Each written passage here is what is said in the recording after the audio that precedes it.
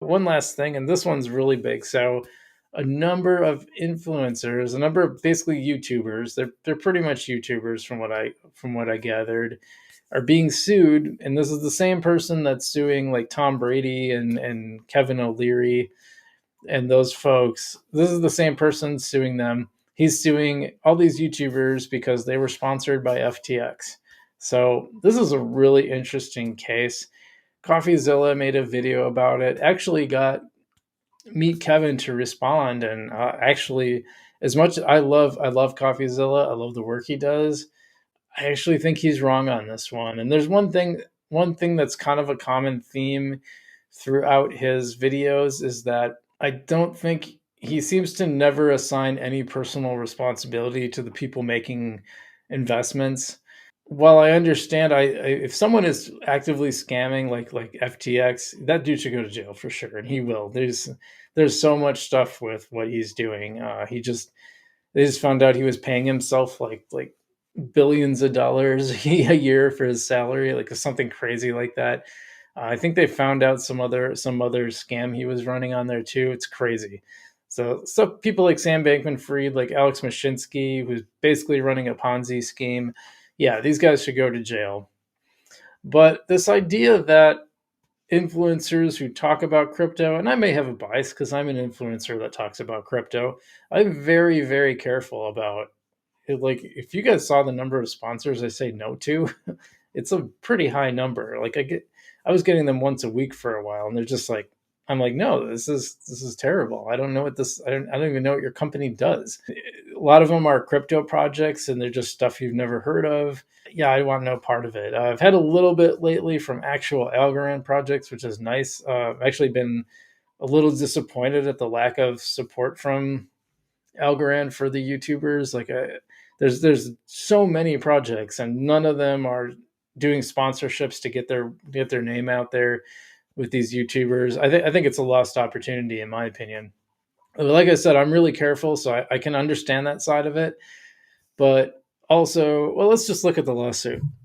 Okay, so here's the first thing. Well, here let me scroll down to CoffeeZilla's tweet. It says breaking: YouTubers promoting FTX are being sued in a class action lawsuit claiming $1 billion in damages. And this is great. Ben Armstrong, founder of BitBoy Crypto, says countersuit coming. The lawyers in this case can't possibly be more stupid. I've never had contact with anyone at FTX and never even had a reef link. Uh, referral link is what he means. Show me you are dumb without telling me you're dumb. Well, I think it's telling me you are dumb without telling me you're dumb, but because I'm going to roast these low IQ plebes and their lawyers. So this is really funny because clearly this is like a carbon copy lawsuit from the Tom Brady and Kevin O'Leary and all those other, Larry David, all the other people being sued. They clearly didn't do their homework. Like BitBoy Crypto has never, he never took a dollar from FTX, and in fact, he made a video, and CoffeeZilla pointed this out. He made a video like a few months before this all went down, saying that Sam Bankman-Fried is a fraud, and you should get your money out of FTX. So, and shout out for CoffeeZilla for pointing that out. I think that was noble. I know he doesn't like BitBoy very much, and BitBoy is kind of a controversial figure. I understand that, but I gotta say I'm on BitBoy's side with this, especially since it seems clear that they didn't think this through. He can be pretty histrionic. BitBoy's claimed that his foray into the Bahamas to try to find Sam might have brought law enforcement attention on it. I'm like, yeah, I don't think so.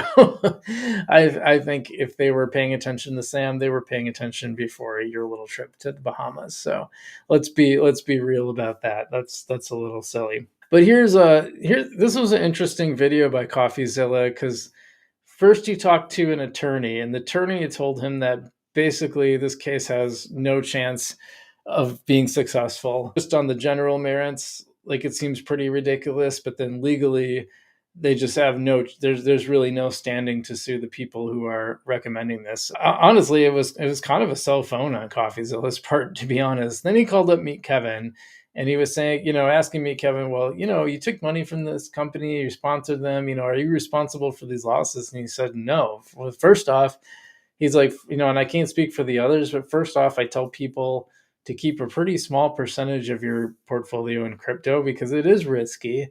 And it's not my fault if they don't listen to that. Like how am I responsible for them not listening? And as you know, I tell you that too. Like I crypto is a pretty small part of my portfolio. It's the most exciting part, but I have my slow, boring index funds that just slowly earn me money in the background that I don't think a lot about, that I don't even check up on half the time. I might go weeks or weeks without looking at that account.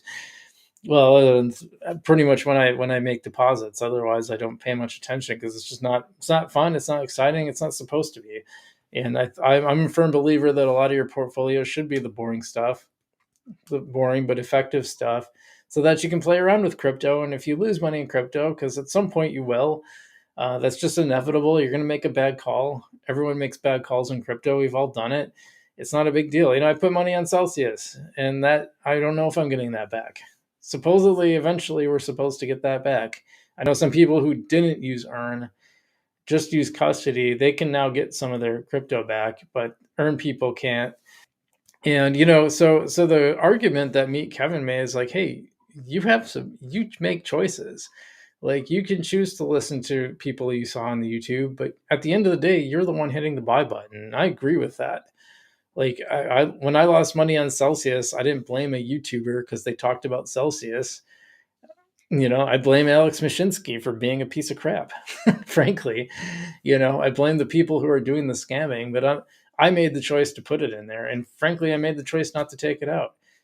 When they turned off the earn function, something told me, my instincts were telling me, you should get your money back off of here.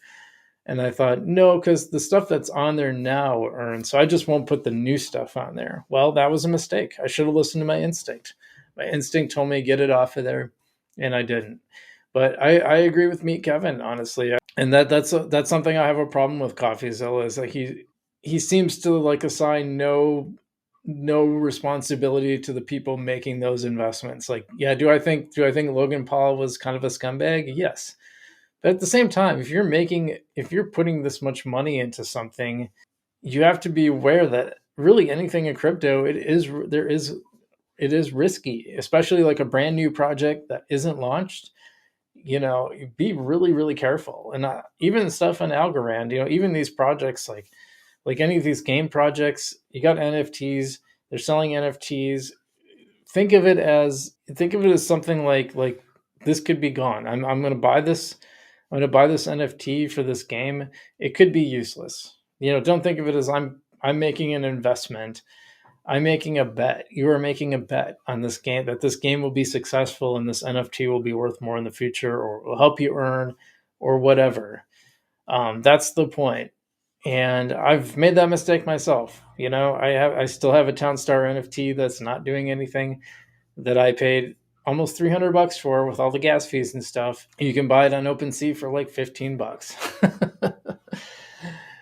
And the game still isn't earned. I can tell you all about my problems with Townstar. In fact, I probably should give a little update on Townstar. But so I guess the point is, like, I just have a hard time holding people like Tom Brady or holding these YouTubers responsible, because I don't think that there was something negligent. And I think the attorney pointed this out too. It'd be different if it was like common knowledge or easily findable that FTX had some bad dealings. But like, CoffeeZilla didn't make a video about FTX until after it was found out that he was doing shady stuff, right? So if he didn't know that, no one else knew it. Apparently BitBoy believed it. I don't know why. I don't know what he saw or what he heard, but he apparently believed it was a scam before it came out. So it is what it is. But like I said, if there was like an obvious red flag that people missed with FTX, everyone thought it was a great, solid company, and it turned out to be what it is. So sometimes you just don't know. I mean, it'd be like suing one of the newspapers or Time Magazine or something when they did these glowing profiles on Bernie Madoff. Did he? What happened? He turned out to be a scam, but nobody knew it. Even the regulars didn't know it. They didn't know about FTX either. They didn't find out FTX and bust him. So if the regulators didn't know, the people who were actually charged with rooting out scams, like I just don't see how the YouTubers could be held responsible. I mean, it sucks. It sucks for everybody.